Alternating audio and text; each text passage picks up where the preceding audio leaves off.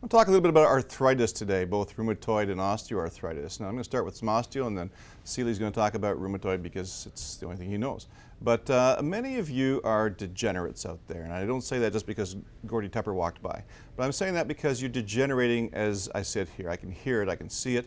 Your bones, your hearing, your muscles, your hair, your eyes, and of course your joints. And degeneration of the joint is called osteoarthritis, and it affects some 3 million of you out there, which is about the number of people who watch the show. So that has how many people suffer from OA, osteoarthritis, the very common type of arthritis. We'll come back to that in a second, but first let's go to the less common cause of arthritis, but more devastating, that's rheumatoid arthritis. Oh, very good point, Dave. Thank you very much. Want me to talk about rheumatoid arthritis? No. Okay, well, let's see what I can come up with. Well, you're right, it's less common. It's about 1% of the world's population still, though. It is very devastating.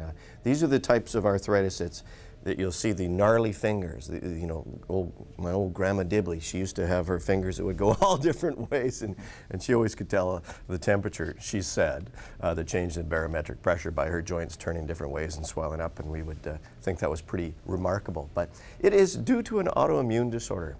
This is basically where your immune system goes wild and turns in upon itself, typically on the joints in rheumatoid arthritis of the fingers, the wrists, the elbows, and the knees, and it's quite symmetrical. But what people don't realize about arthritis is that it affects not only the joints, but quite commonly the tissues and other organs. So it might be the heart, the lungs, underneath the skin, the kidneys, you name it. So it can be very devastating. Appendix.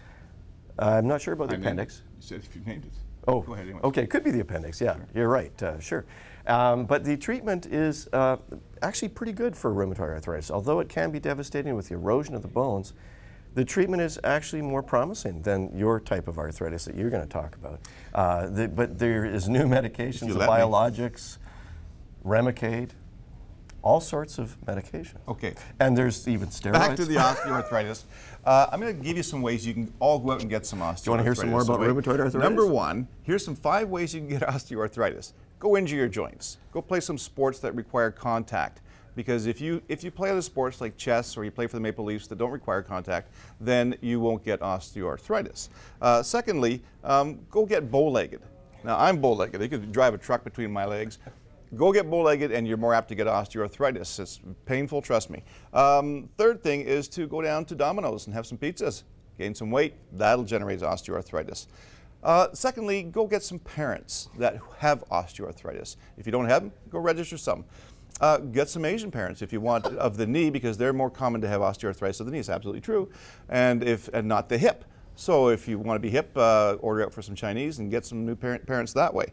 And finally, get older. Go get older, and then you'll get osteoarthritis. That's tragically hip. It is tragic.